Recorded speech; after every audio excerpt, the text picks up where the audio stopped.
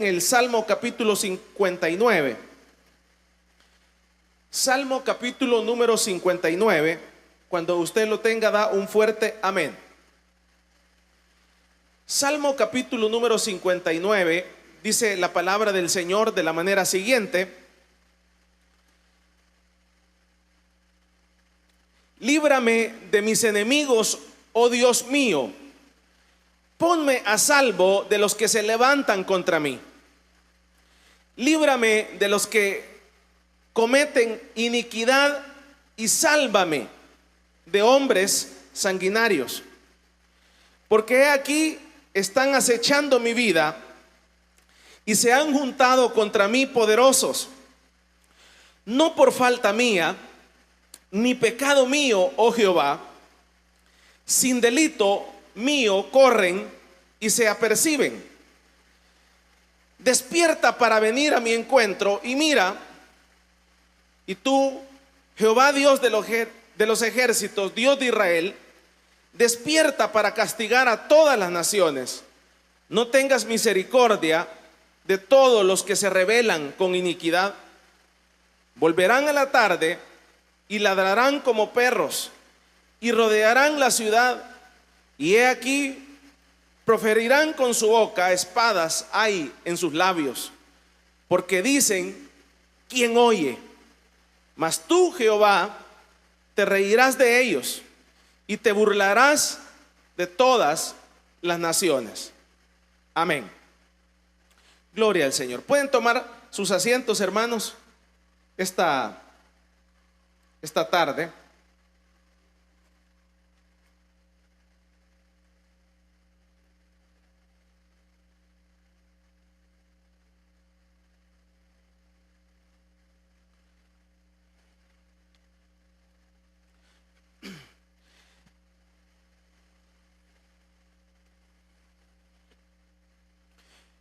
Cuando las injusticias aparecen sin razón, cuando las injusticias aparecen sin razón. Este capítulo 59, hermanos, hemos estado leyéndolo y estudiándolo, y narra la triste situación que estuvo involucrado el famoso hombre de Dios David, este rey.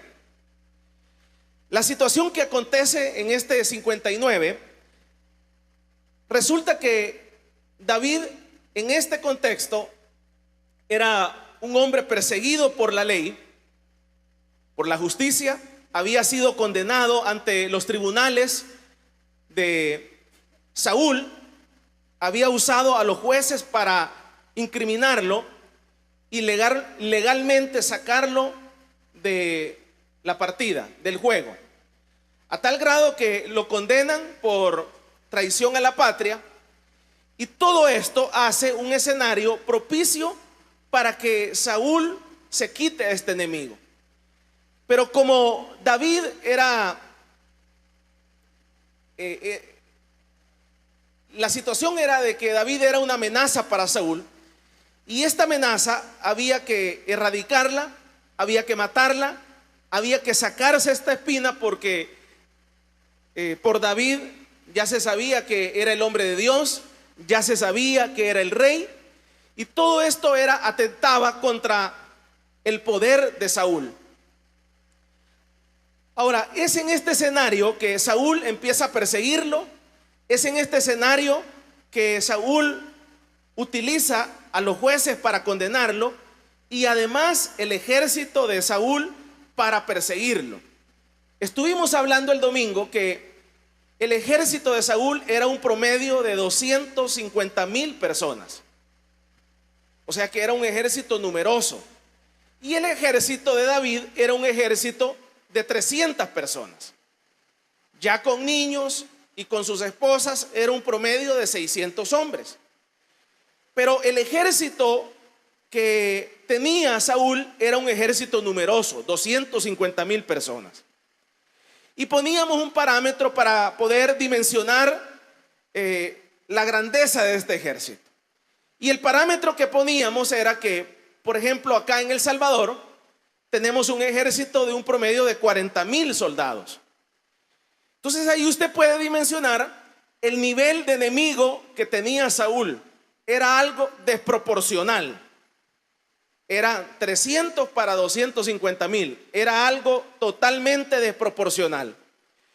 Además de la situación que se había propiciado para que él fuera un fugitivo de la ley. Entonces tenía 250,000 hombres buscándolo y además era un prófugo de la justicia. Y les explicaba que alguien que es prófugo de la justicia, nadie quiere tenerlo en su casa. Nadie quiere hablar con esa persona. No solamente eso, sino que nadie se quiere revolver, porque si esa persona está en su casa, usted tiene miedo que también se lo lleven a usted. Entonces ese era el contexto de David. Pero este hombre, el rey Saúl, buscaba tarde y noche para matarlo. Y resultó que acá el contexto es que allá en el primer libro de Samuel, en donde leíamos que había resultado que Dios le había contestado esta amenaza que había hecho Saúl de matarlo,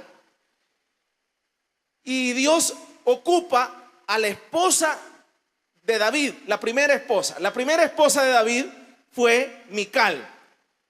Usted recuerda que esta esposa, él la obtuvo producto de que le ganó a Goliat. El ofrecimiento y la recompensa era de que quien matara a Goliat iba a tener la hija del rey.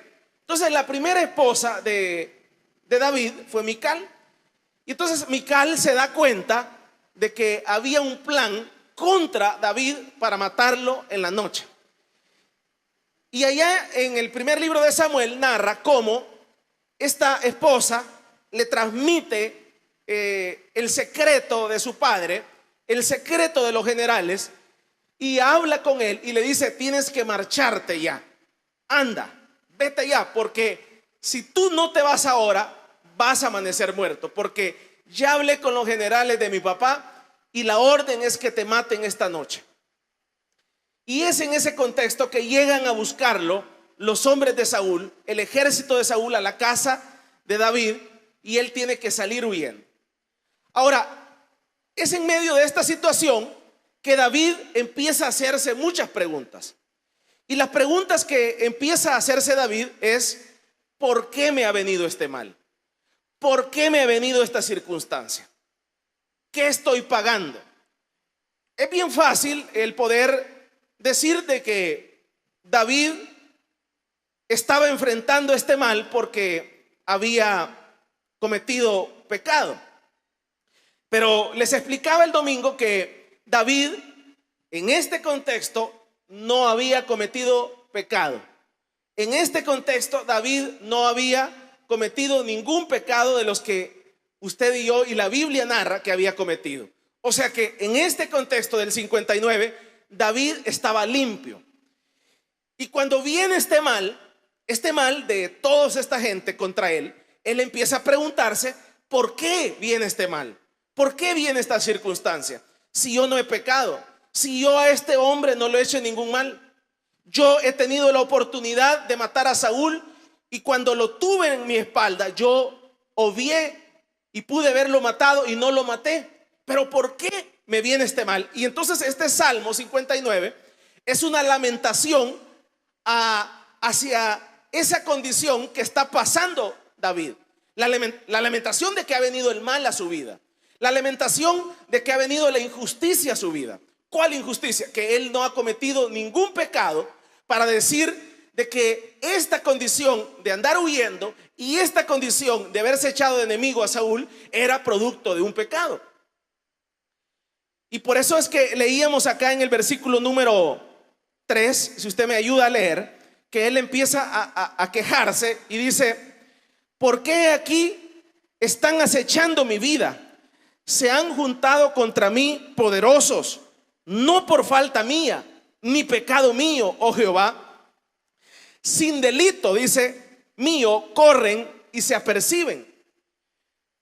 Entonces ha venido esta situación, y en medio de esta situación él empieza a quejarse, a lamentarse, a inspeccionarse por qué ha venido esta situación.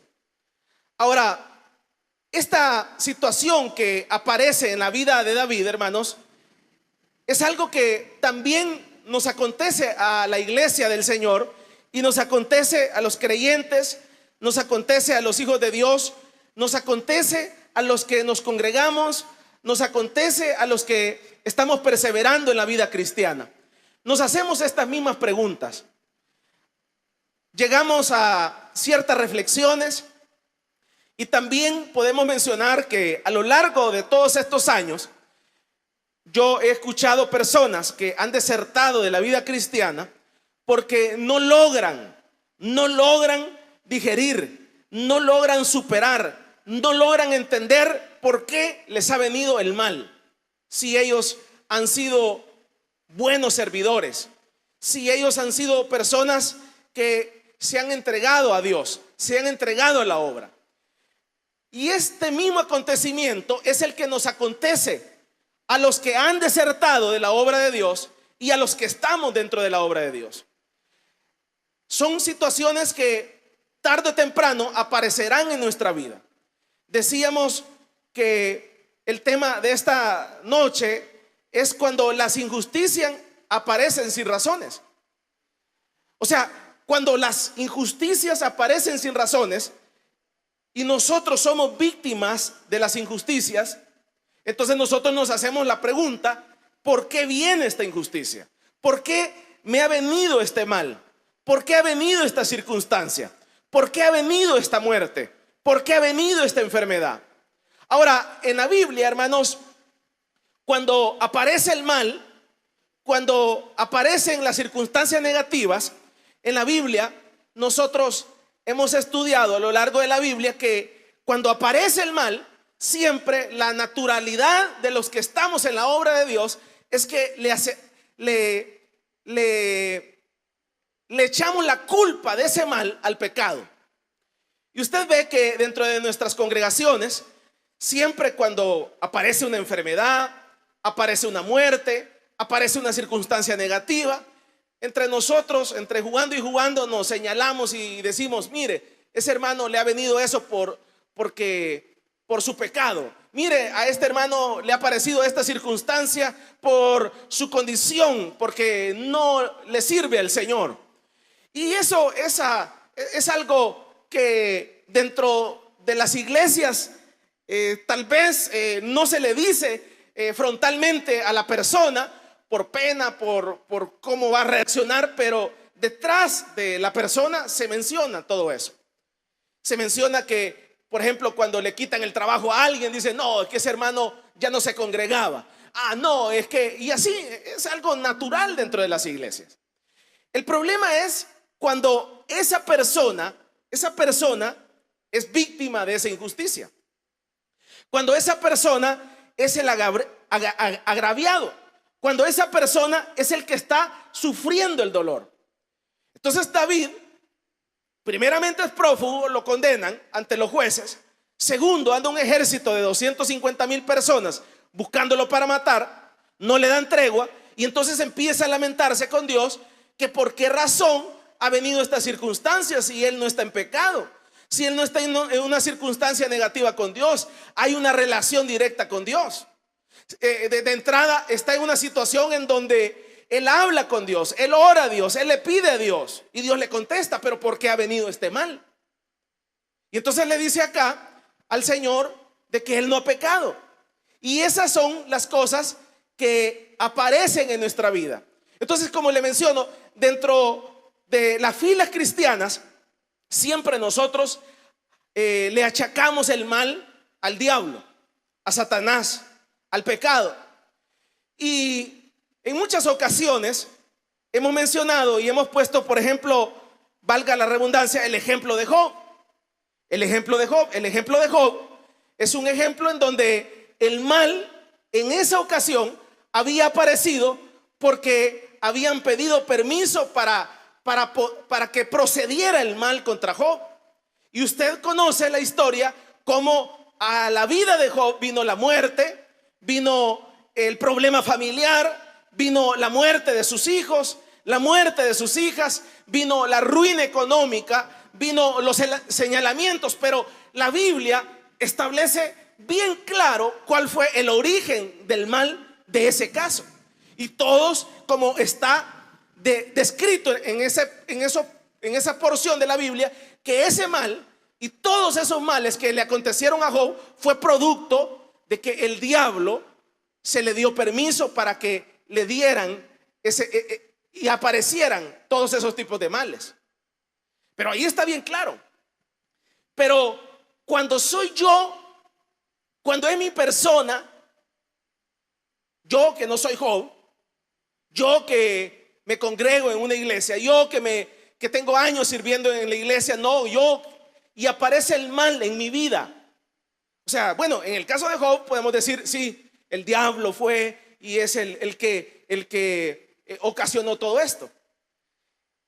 Entonces uno, cuando aparece el mal en la vida, cuando aparecen las injusticias, cuando aparece lo negativo, cuando aparece el fracaso en mi vida, uno tiene que definir cuál es el origen de ese mal.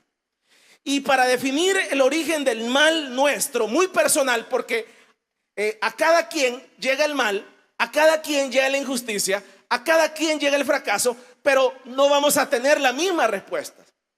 En algunos casos, ciertos males de personas que me están escuchando, el mal de ellos ha venido producto del pecado, pero no es la generalidad. En otras ocasiones, el mal que ha llegado a esa vida no es producto del pecado, es producto de su negligencia. Por ejemplo, en el caso de las enfermedades, por ejemplo, una persona que le han diagnosticado diabetes, entonces usted ve que muy comúnmente dentro de la iglesia, cuando nos enfermamos de situaciones como esas y otras sencillas, no sencillas, pero que nosotros las tomamos así, sino que cuando nos diagnostican esa enfermedad, lo común dentro de los creyentes es que ese mal se lo originamos al diablo, se lo originamos a Satanás, se lo originamos al pobre diablo, digámoslo así. Cuando, si uno es consciente, ese mal no tiene nada que ver el diablo, ese mal no tiene nada que ver Satanás. ¿Por qué? Al menos yo explicaba en una ocasión de que esa enfermedad es una enfermedad hereditaria. ¿Qué significa eso? Por ejemplo, la diabetes se adquiere de dos formas. La primera es que sus padres fueron diabéticos y entonces el ADN hace que el hijo también sea diabético. Y es cuestión, por eso es que hay muchachos de 12, de 15 años y son diabéticos. Pero otra cosa es que usted no nació con diabetes, usted no nació con hipertensión arterial, usted no nació con ninguna enfermedad. Cuando usted nació, usted venía 0 kilómetros, 0 enfermedades. Pero ¿en qué momento se le desarrolló? En el momento que usted empezó a mal administrar su cuerpo, en el momento que usted empezó a comer, a no tener límites, en el momento en que usted empezó a no tener fronteras con la comida, empezó a hacer deschongues con su parte alimenticia. Entonces 5 años después se dice que, por ejemplo, la diabetes se gesta 10 años antes. Cuando aparece la diabetes, si a usted le diagnostican el día de este mes la diabetes, no es que ahora apareció, no es que ayer apareció hace 10 años. O sea, el cuerpo se cansó 10 años de estar esperando que usted cambie, de estar esperando que usted deje las gaseosas, de estar esperando que usted se ordene en sus comidas, que usted se ordene en la dormida, que usted se ordene, pero se cansó, lo estuvo esperando 10 años y el resultado 10 años después es una enfermedad de ese nivel. Pero usted ve que dentro de las iglesias nosotros le decimos, el diablo me puso esto. No, porque usted no venía con esa enfermedad, usted venía sin enfermedades. Y todas las enfermedades que se adquieren producto de nuestra mala administración, el diablo no tiene nada que ver. Vamos a darle un fuerte aplauso pues al Señor.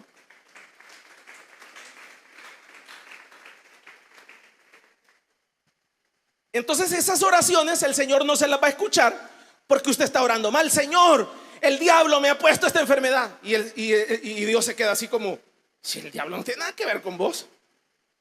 Yo, cuando vos naciste con un cuerpo sin enfermedades.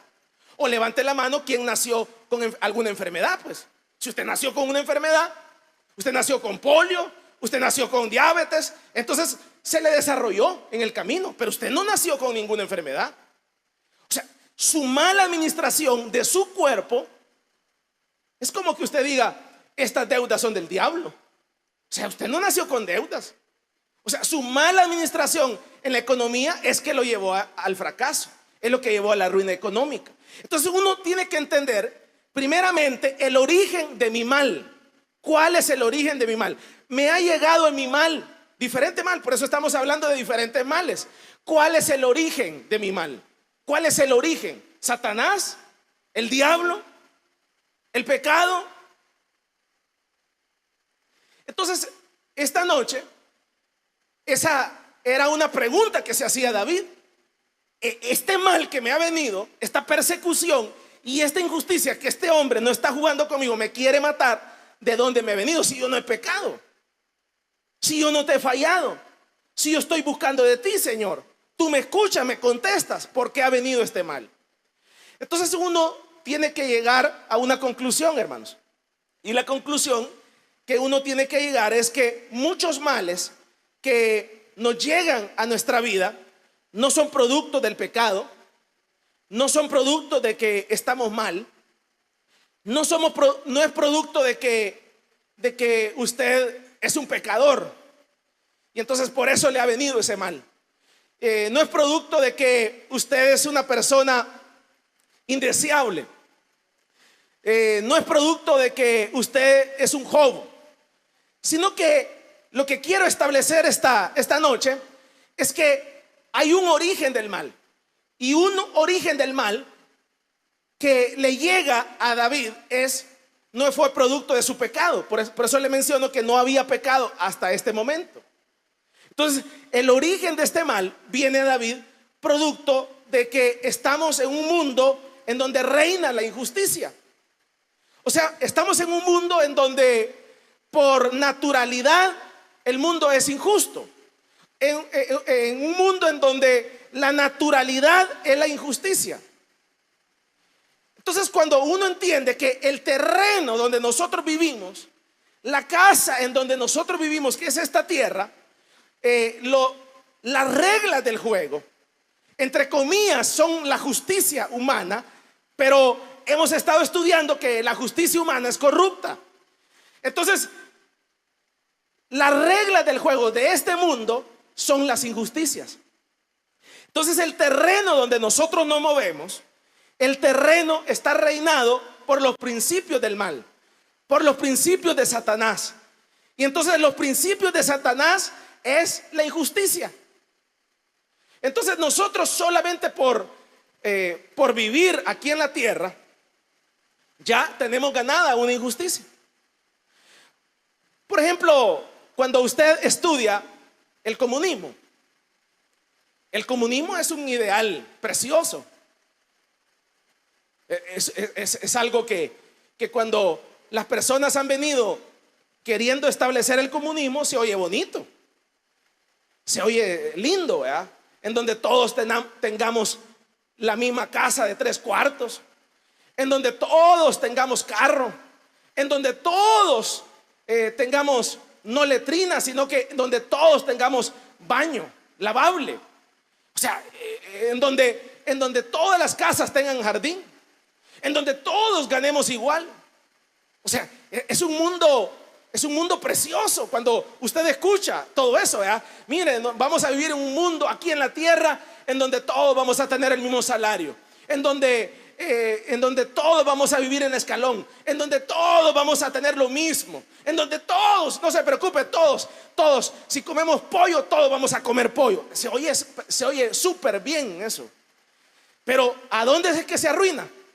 ¿A dónde es que se arruina ese ideal? ¿Dónde es que se arruina? Cuando pongo a una persona a administrarlo. Cuando le digo a esta persona, mire, reparta estas casas, haga los terrenos y hágalos de la misma medida. Cuando ese ser humano dice a repartir, entonces dice, este terreno lo voy a dejar más grande. Ya está la maldad ahí, ya está la desigualdad ahí. Y esta parte, este otro terreno le dicen, va a repartir 10 terrenos. No, pero estos 2 terrenos me los voy a quedar yo. Y estos 8 terrenos los vamos a hacer 16 casas acá. Entonces, la maldad, vivimos en un mundo en donde impera la injusticia, en donde las reglas del juego es el mal. Vamos a darle un fuerte aplauso pues al Señor.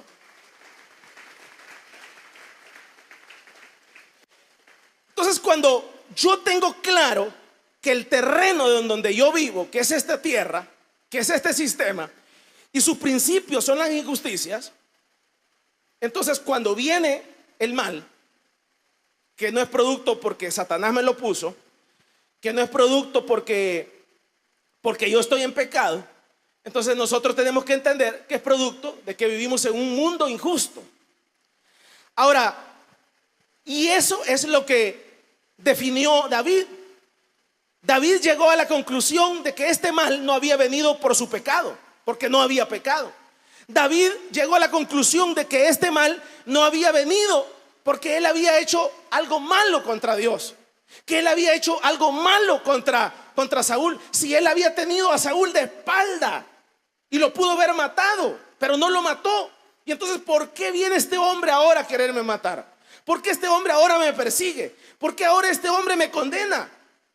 Entonces, son situaciones en donde David llega a la conclusión de que el mal que había venido a su vida no era producto de algún pecado que él tuviera, ni de alguna circunstancia, sino que había venido específicamente porque en el mundo reina la maldad, en el mundo reina la injusticia, en el mundo reina el mal.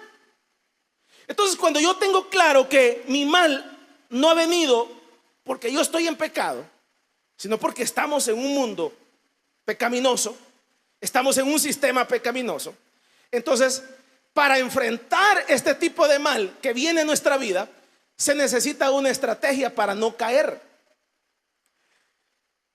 Le voy a poner este ejemplo. Se justificaba, por ejemplo, le estoy explicando que Saúl agarra a los jueces, da la orden para que condenen a muerte, a la cárcel a David, y el hombre tiene que andar huyendo. Cuando David se agarra en la cueva aquella de Adulam, en esa cueva, cuando se enfrenta, está ahí con Saúl, cuando está ahí con Saúl en la espalda, cualquiera que no entiende cómo se trata este mal, comete una, como decimos en buen salvadoreño, comete una regada. Y la regada que hubiera cometido David, ¿cuál era? Vio al hombre que lo ha condenado, que era Saúl. Y entonces él pudo ver agarrado de espalda y meterle el cuchillo y matarlo. Y no era él que lo había condenado, pues. Y no era el que lo perseguía. Y no era el hombre que lo buscaba mañana, tarde y noche para matarlo. O sea, no era injusto lo que había hecho Saúl, pues. No podía ser justo que David, en defensa propia, mate al otro porque vos has usado el poder para condenarme. Y ahora que yo te tengo aquí, esto es de Dios. Ahora yo te voy a matar y Dios me va a respaldar porque yo estoy en mi justa causa. Vos has sido malo conmigo, entonces yo ahora te mato a traición. Si David no hubiera entendido, comete una gran regada. Y la regada que hubiera cometido, ¿cuál es? Hubiera cometido homicidio. Eso es como todos los que están en una cárcel. Por ejemplo, todas las personas que están en una cárcel, ¿cuál fue la regada que cometieron? Le dijeron, mire, vaya a recoger la renta. Pues sí, pero eso ¿qué tiene que ver? O sea, ese era un delito de 30 años. Mire, vaya a matar a fulano. Sí, pero ¿eso qué tiene que ver? Sí, pero es para la causa. ¿Y cuál es la causa? Que nosotros somos los desiguales. Mire, a nosotros nadie nos da trabajo. Mire, a nosotros nadie nos da comida. Mire, a nosotros, mire, no te preocupes, esta renta que recogemos es para mantener a todos los que están en la cárcel. O sea, la injusticia, ellos hicieron como le hicieron justicia. Y entonces uno tiene que entender de que el hecho que alguien mate a un pariente mío, para que lo entendamos, no me da el derecho a mí para que yo lo mate. ¿Me está entendiendo? O sea, si alguien me hace una injusticia a mí, yo no tengo el derecho de matar al otro, porque me mató un pariente. Entonces, David entendió que el mal que había venido a la vida de él no era producto de pecado, no era producto de que su relación estaba mal con Dios, sino que era producto de la injusticia de este mundo.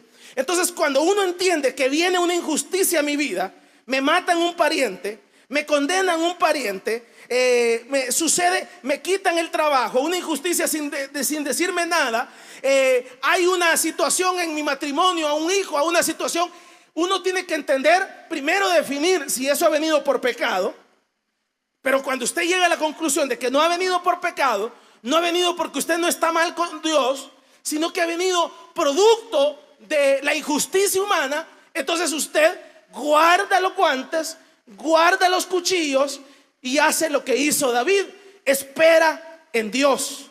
Y dice: voy a esperar en Dios, porque este mal que ha venido no ha venido porque yo estoy alejado de Dios, no ha venido porque yo soy pecador, no ha venido por algo que yo he hecho mal. Esto ha venido producto de la injusticia humana. Pero entonces, Señor, yo te pido que tú le quiebres los dientes a estos que han atentado contra mí. Y el Señor empezó a escuchar esas oraciones y empezó a responderle a David en su momento.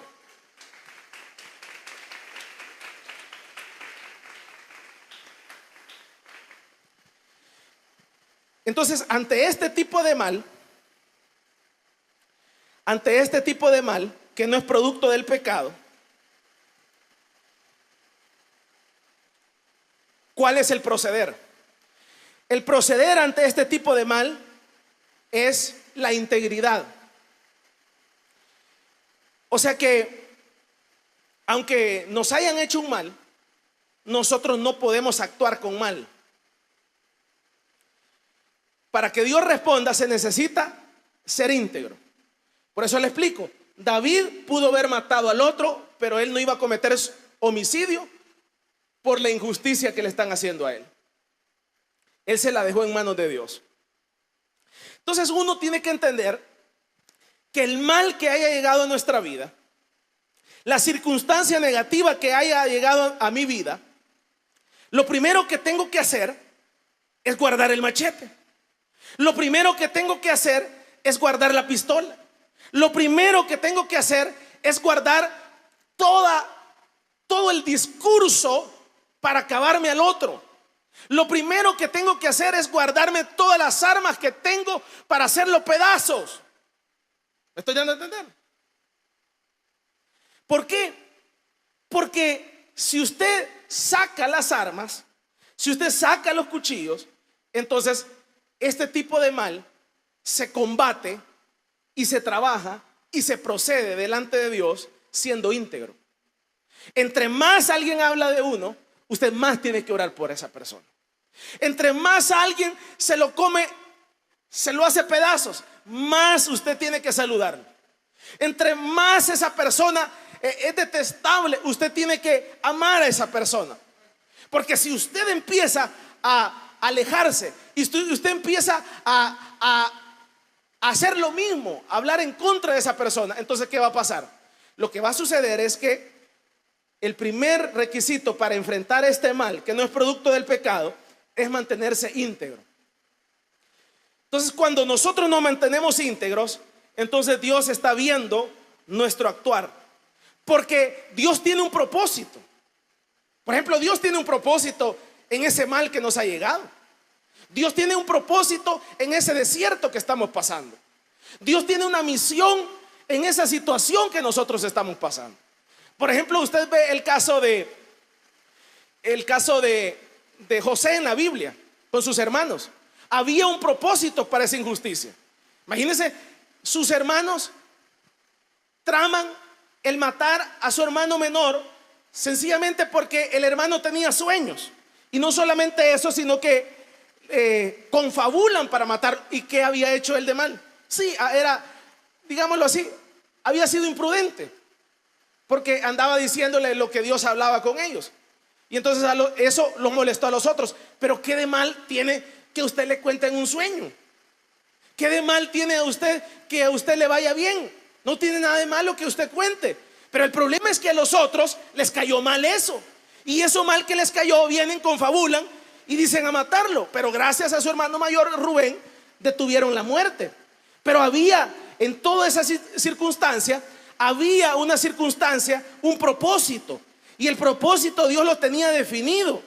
¿Y cuál era el propósito de todo eso? Hay muchos propósitos que habían ahí. Primero, el propósito, ya cuando lo vemos a José allá reinando, lo vemos que el propósito era que José no guardara ningún rencor con sus hermanos. Y no solamente eso, sino que los amara. Y usted ve, tal como Dios había diseñado el propósito de ese proceso amargo y difícil, se cumplió. Cuando ya llegaron sus hermanos, José pudo hacer los pedazos, José pudo vengarse. Pero usted ve a un José que había entendido que el mal que había venido a su vida, que sus hermanos no lo habían vendido porque él estaba en pecado, que sus hermanos no lo habían vendido por alguna circunstancia negativa, sino que lo habían vendido porque es la naturalidad de los seres humanos, que somos injustos y malos. Entonces, cuando uno entiende eso, él entendió eso y ve a sus hermanos, no se venga, más bien les ayuda, más bien les da comida, más bien manda a llamar al papá, más bien los trae a vivir a Egipto. Y entonces por eso es que Dios responde, porque había un proceso para la vida de José. Entonces uno tiene que entender que cuando ese mal ha llegado a mi vida y que no es producto, por eso hay que identificar cuál es el mal, cuál es el origen de ese mal. Entonces yo estoy consciente que ese mal no ha venido por alguna circunstancia de que yo estoy alejado de Dios. Entonces yo empiezo a decirle: Señor, ayúdame, Señor, ayúdame a mantenerme íntegro, Señor. No quiero mancharme las manos. No quiero gritarle a esta persona. No quiero hacer esto, Señor. Vemos otro ejemplo en la Biblia, y es el caso de aquel hombre de Dios que la Biblia lo menciona, que es Oseas. Usted ve que Dios le dice que tenía que casarse con esta mujer que era prostituta. Y entonces le dice: va, te vas a casar. Y después que te vas a casar, él la encuentra en la cama con otro, siéndole infiel. Y entonces él dice: ya no, hoy sí me voy a divorciar. Y viene el Señor y le dice: no te puedes divorciar. Ahora te pido, le dice a Oseas, que le vas a pegar un hijo. Y entonces, ¿cómo le voy a pegar un hijo a esta mujer? Te estoy ordenando que le pegues un hijo. Y entonces viene y le pega un hijo, y así sucesivamente. Había un proceso para pulir a ese hombre de Dios que era Oseas. Había un proceso para pulir a José. Había un proceso para pulir a David. Vamos a darle un fuerte aplauso pues al Señor.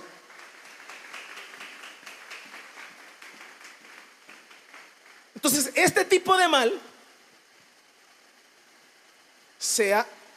la respuesta ante este tipo de mal es mantenernos íntegros. Muchas veces sin defendernos. Muchas veces no vamos a poder defendernos porque ni nos van a dar espacio para que nos defendamos, ni nos van a dar opinión para que nos defendamos. Entonces uno tiene que esperar en el Señor y decirle: Señor, voy a esperar en ti, que esta circunstancia que ha venido a mi vida, tú conoces por qué ha venido.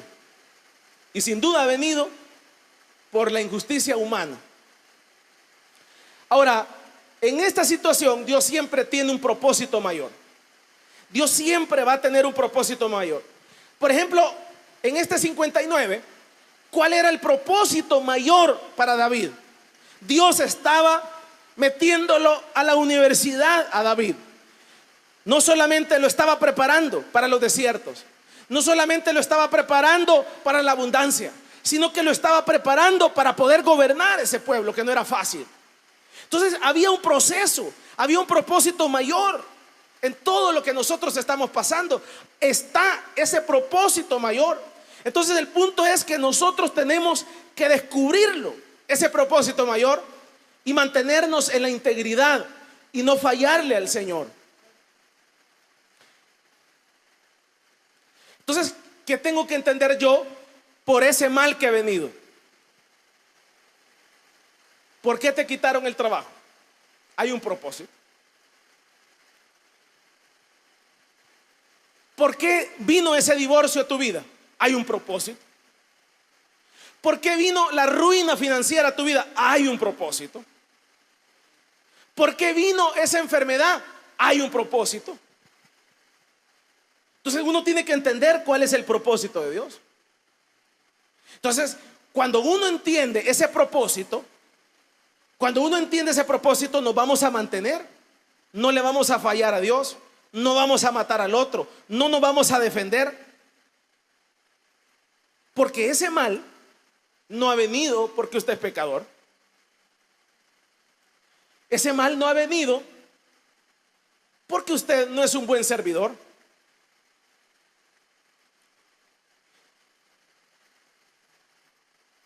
Si usted se recuerda del rey Ezequías, el rey Ezequías, Dios le manda un profeta y le dice: necesito que hagas el testamento porque te vas a morir.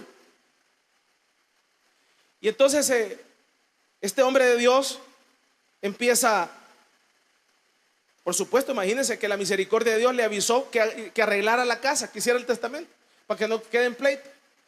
Y entonces él, en lo que está ahí, aprovecha que había llegado el hombre de Dios ahí y empieza él a orarle a Dios, a pedirle a Dios que él había servido, que le había hecho esto otro. Y dice la Biblia que el hombre de Dios, el profeta de Dios, no terminó ni de salir de ahí, ni de salir de la presencia del rey, cuando vino palabra de Dios a la vida de ese profeta. Y se regresó ese profeta y le dice: mira, el Señor te acaba de escuchar,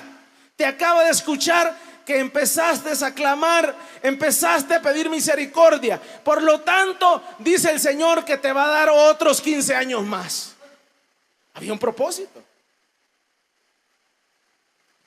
Había un propósito. Entonces uno tiene que entender que ese mal que ha venido a nuestra vida,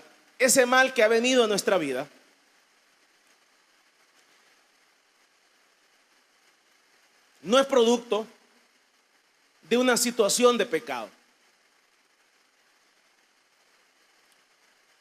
Termino esta noche. Yo recuerdo que hace 10 años, para unas vacaciones de agosto, el pastor me dice, yo no iba a ir, y me dice: mira, necesito que me acompañes a la iglesia de Guatemala. Entonces yo no quería ir porque tenía unos compromisos. Entonces, te voy a acompañar. Y entonces me voy a comprar unas cosas. Primeramente me fui, mi tía me pidió unos quesos: hijito, tráeme unos quesos. Pero mire cómo son las cosas. Ese día se me chifló el cable y fui al centro, y nunca le he llevado queso, pero ese día ella me pidió queso. Pero se me chifló tanto el cable que fui a comprar ahí en la quesería, ahí por el Simán, un guacal de queso. Entonces cuando compré el guacal de queso, mi papá me dijo: si eran unas libritas, me dijo, ¿para qué compraste este gran guacal más el gran estorbo aquí en la maleta?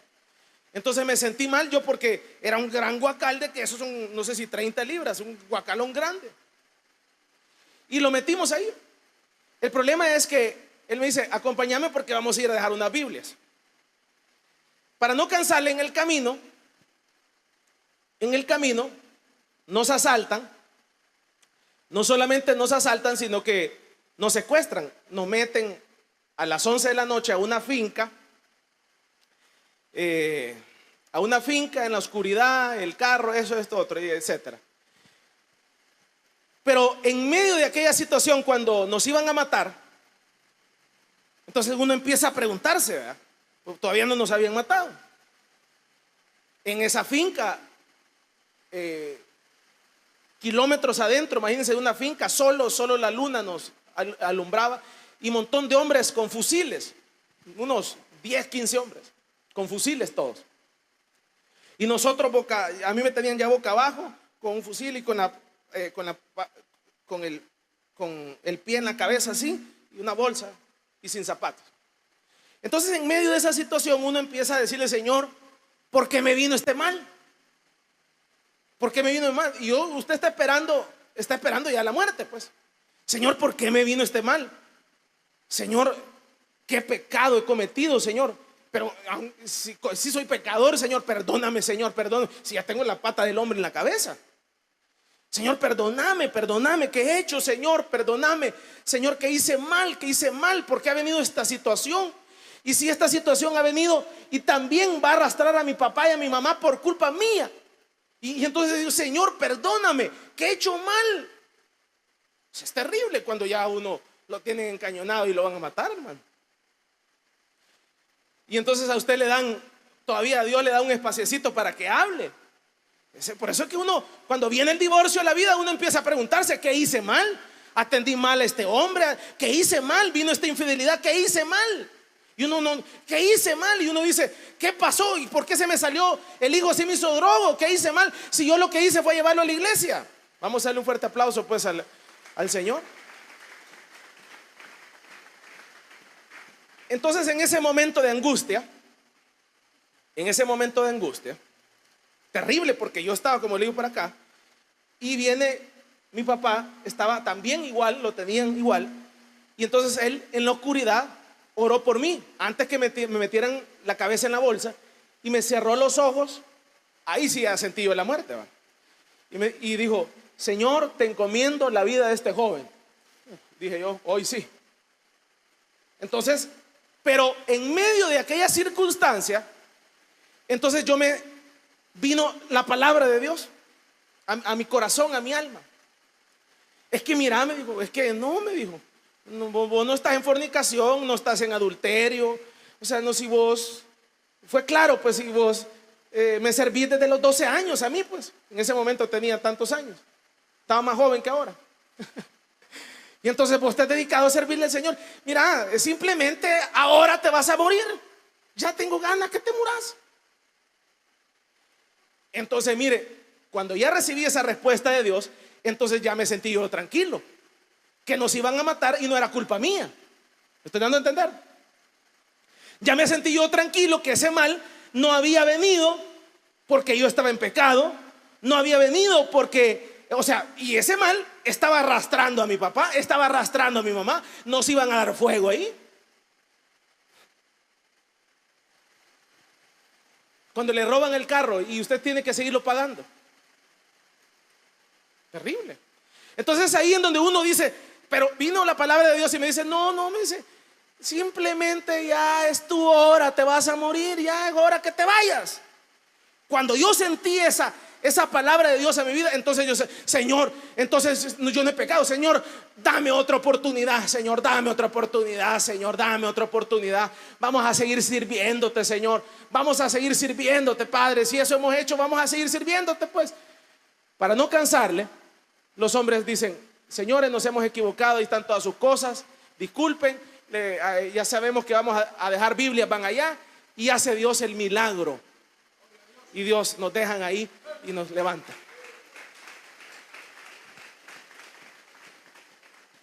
Entonces le explico esto porque cuando viene, por eso le digo, cuando viene una enfermedad, cuando viene un divorcio, cuando viene una situación difícil a mi vida, cuando viene la quiebra económica, cuando pierdo la casa, cuando quedo en la calle, la gente, todos nos van a señalar: usted por pecador, usted por esto otro. Pero usted no haga caso a eso. Usted tiene una relación con Dios, usted está cercano a Dios, y usted conoce que ese mal no ha venido porque usted está alejado de Dios, Si usted ha sido diácono, usted ha sido servidor, usted ha entregado su vida al Señor, entonces usted relájese, tome gozo y entienda que ese mal ha venido porque hay un propósito, y el propósito del Señor es pulirlo, y el propósito del Señor es que usted suba los niveles de fe en Cristo Jesús.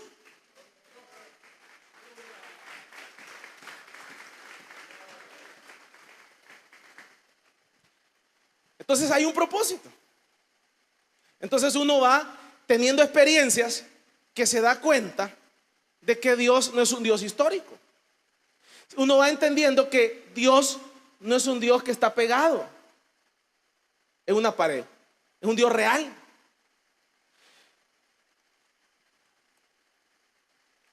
Entonces, en todos esos males hay un propósito.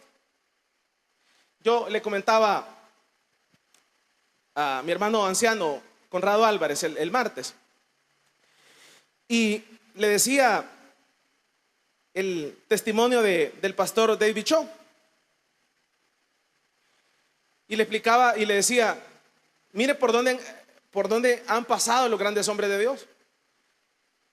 Este hermano, Dios lo levanta y había alcanzado una iglesia de unos 3,000 personas. Y ya estaba jubilado, pues, a tal grado que él menciona que dice que tenía su propio motorista, casa pagada, 0 deudas. Imagínense, todo pagado, 0 deudas, una iglesia de 3,000 personas, terreno pagado, todo ya realizado él con sus hijos.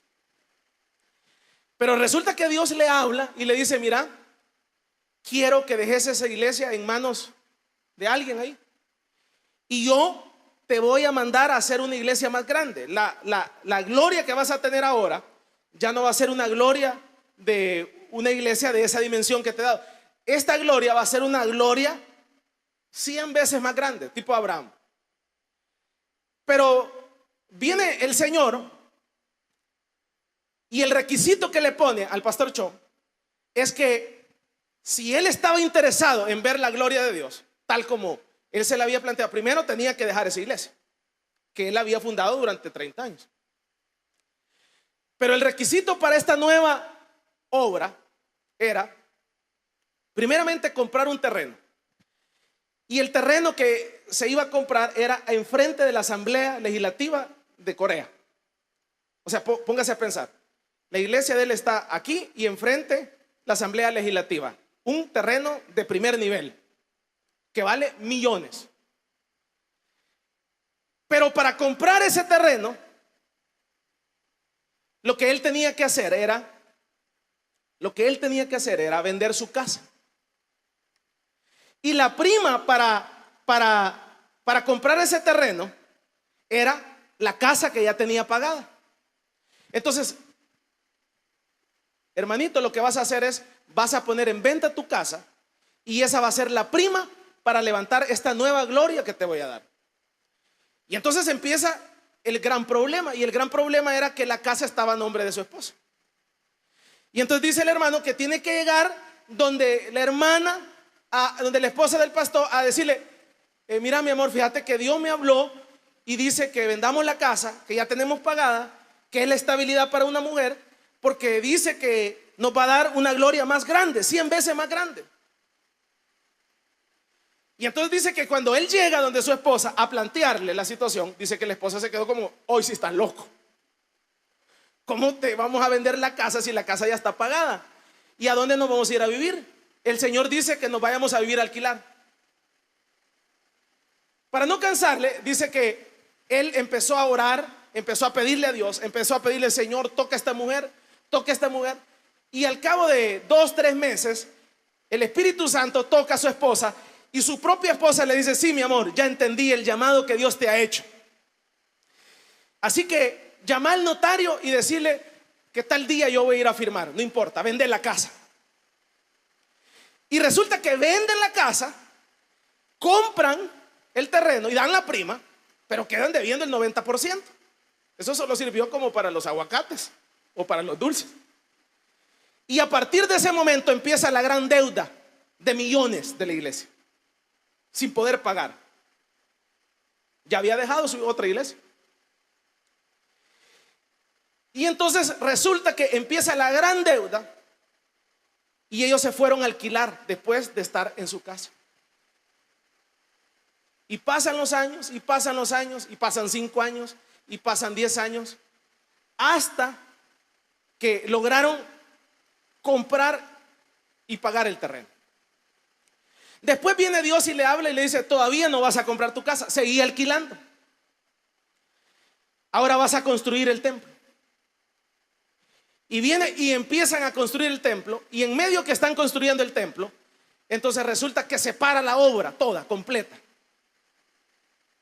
Y entonces cuando se para la obra completa, porque quebró la iglesia, endeudadísima. Y en medio de aquella situación que estaban pasando, imagínense sus hijos cómo estaban, su esposa cómo estaba. O sea que esa cosa que Dios te planteó no era muy cierta, y dice que se lo acababan. Y resulta que en una noche él literalmente iba a suicidarse. Porque imagínense, había vendido su casa, había hecho que su mujer vendiera su casa, sus hijos alquilando, tenían 10 años alquilando, la iglesia en quiebra. Entonces él a matarse iba. Y cuando iba a matarse, entonces Dios le habló y le dice: no, le dijo, esto no es de matarse, le dijo.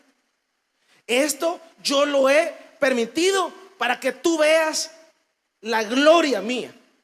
Y entonces él viene y se levanta con una voz audible, o sea, y empieza a predicar un gran ánimo, y dice que la gente entró en lástima y empezaron a llegar los millones y los millones y los millones de ofrenda, y millones, y el templo se terminó. Y después compraron su casa, una casa más grande, y esto y lo otro. Y entonces ahora él cuenta, el hermano, que el proceso era para que su mujer y sus hijos se convirtieran, porque su mujer y sus hijos no se habían convertido. Porque su mujer y sus hijos todavía estaban carnudos, estaban en la tierra. Entonces la mujer, cuando vio que empezaron a ver todo eso, entonces dijo: no, este Dios de este hombre, mi hombre, sí es el Dios verdadero. Entonces por eso le digo, esa situación no había llegado porque el hermano era un gran pecador. Había llegado por las circunstancias de la vida. Entonces hay muchas cosas que llegan a nuestra vida que uno tiene que entenderlas, que son para pulir al hijo, son para pulir al esposo, son para que nosotros podamos tener una experiencia diferente. O sea, las quiebras económicas son para sensibilizarnos, para humanizarnos, para aterrizarnos. Y traen una enseñanza que uno no se tiene que quejar. Lo que nosotros tenemos que hacer es alabar el nombre del Señor en esos momentos difíciles. Y decirle: Señor, quiebra los dientes de todos aquellos que piensan que tú me vas a dejar avergonzado. Quiebrale los dientes. Y vino el Señor y respondió a David, y le respondió a José, y le ha respondido a todos aquellos hombres de Dios. El Señor es misericordioso, porque hay un proceso, hay un propósito en esa circunstancia negativa en tu vida, y el propósito es que nosotros salgamos, nos levantemos y brillemos más. Vamos a darle un fuerte aplauso pues al Señor. Entonces todos aquellos que están pasando lamentablemente ahora un divorcio, trate de ver lo positivo de esa circunstancia. Todos aquellos que están pasando una situación negativa, y usted se hace la misma pregunta: si yo lo que he hecho es estar en una iglesia y servirte, Señor, ¿y por qué ha venido este mal? Alabe a Dios, sea íntegro, y tarde o temprano el Señor le responderá y lo sacará de esa circunstancia. Vamos a darle un fuerte aplauso pues al Señor. Y póngase en pie ahí donde está. Vamos a finalizar esta noche.